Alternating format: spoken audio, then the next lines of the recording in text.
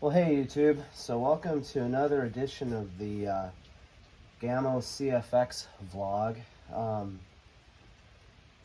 Yeah, notice I've taken the hand grips off the gun just because that makes it easier for me to make sure that the screws are tight. And you know, that really hasn't been an issue. I just use a screwdriver with a Torx bit, and earlier today this one did take a little bit more, but mostly it's just making sure they're snug. They haven't been wildly loose, really even loose, just making sure they're snug down. Same with this one here. I have adjusted the trigger one screw out with the adjustable trigger. That seemed to help a little bit. I had oiled the trigger using sewing machine oil. Really couldn't tell much difference there. Put the scope on. This is the factory scope that came with it out of the box, and that I was excited. 2 days ago I was seeing just brilliant, not quite hole for hole, but dang near awesome groups, and I could never capture it on video.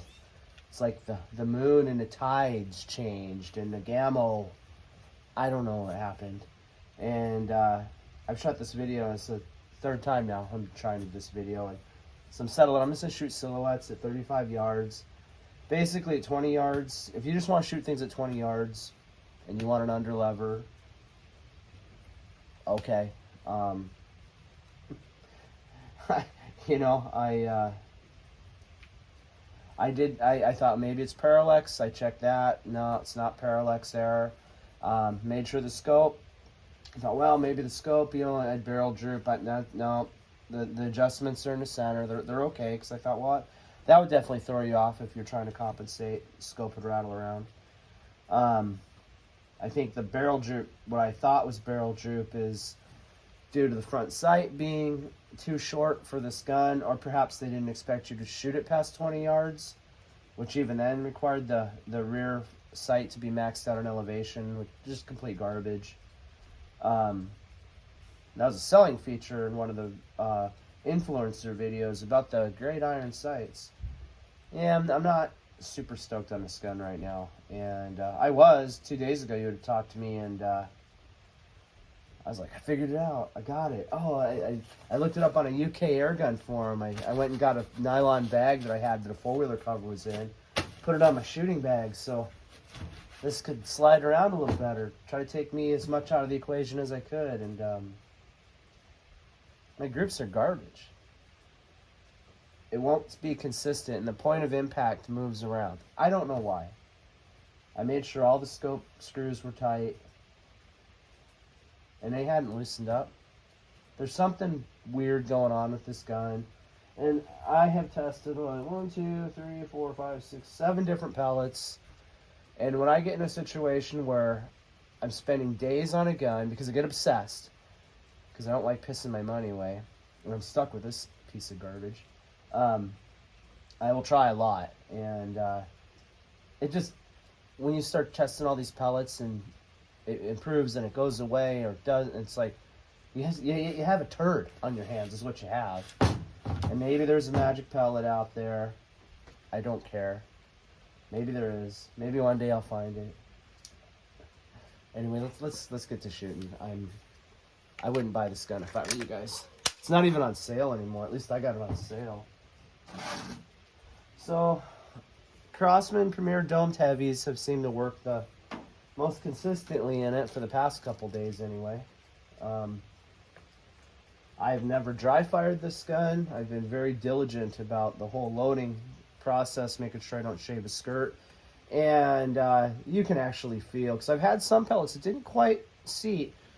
Everything's seated, but I had a couple that didn't. I had to actually push them in a little bit with, forget what I used, my Pel seat or something. And it's not a tight fitting breech, but you can feel when you start doing a rotating block, you can actually feel it catch. So you'll know if you start shaving a pellet skirt. Well, let's see what we do here at 35 yards. I wish I could be all excited and cheerful for you guys, but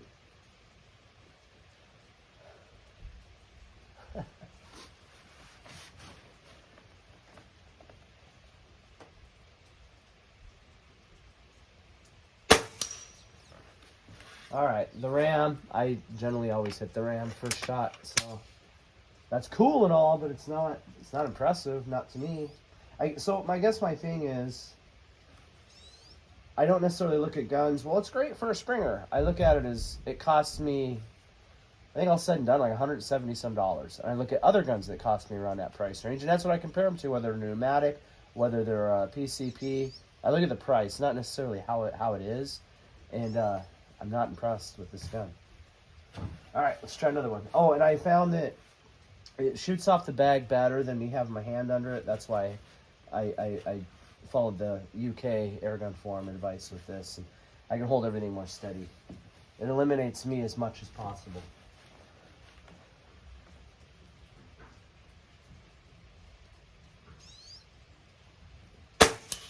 Hey, a turkey. It's always the one that's hard for me to get. So that's good. What's that? What chips do you want in your French wrap? Just tortilla chips. Just tortilla? Yeah. We have taco Dorito ones. Oh, those would be awesome. Let's get those. You want those in there? Yeah. Okay. Okay, thanks. Yeah. Getting supper ready. All right, let's see if I can get these. Got the pig and the chicken left. Here we go.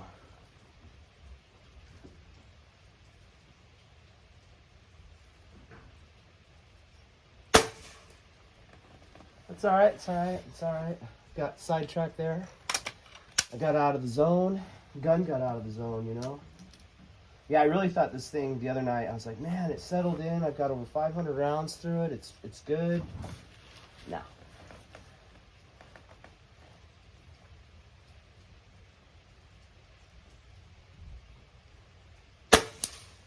There we go. Got it. I think I aimed a little bit high on that last one. So I guess it's a cool gun if you like to get really, really in sync with your trigger. I mean, it's neat. You know, I can see my heartbeat move the reticle, and you get really zen-like, and you get a lot of joy when you actually hit something. You're like, oh, man.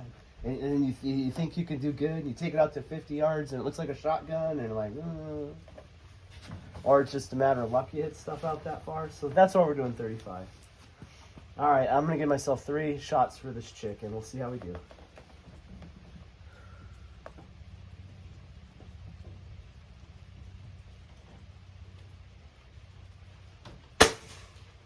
Don't even know, and I think that was me. I pulled it at the last second. I don't really like the trigger on this gun. I shot my Gamma Swarm Hunter the other night just for comparison, and I like the trigger on that better. I don't know what the difference is. Somebody asked me, is the trigger metal or plastic? It's plastic.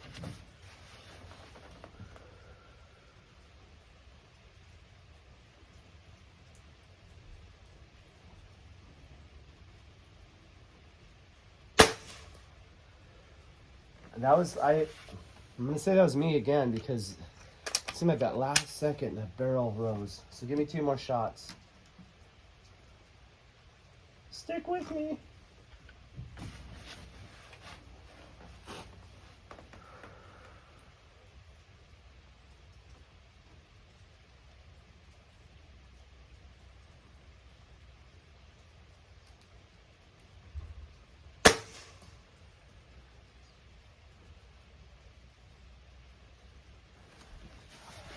Try again. And in all fairness to this gun, the chicken's a hard target to hit at 35 yards. It's not easy. I have other guns that can do it, but all right. I'm trying to hold this thing as loose as I can.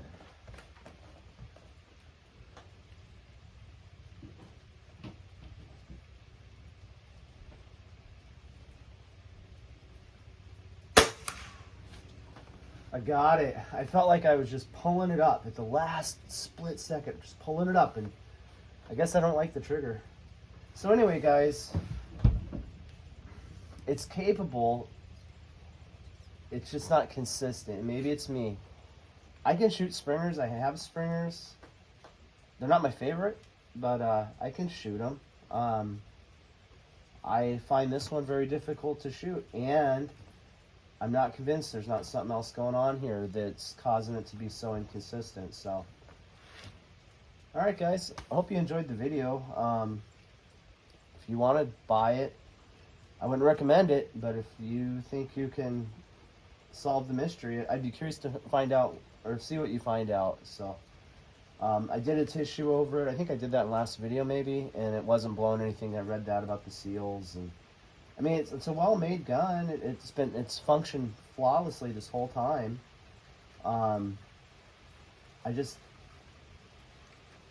for the price, I expect more out of it, especially when it was marketed as being accurate. You know, so I'm disappointed. But anyway, we'll see how it goes. I'll probably revisit it at some point. Maybe I'll have some epiphany and like, oh, I should try this, or I'll get some other pellets in or something, and we can see how it does later on. Okay, guys, that's all for now. Thanks for watching.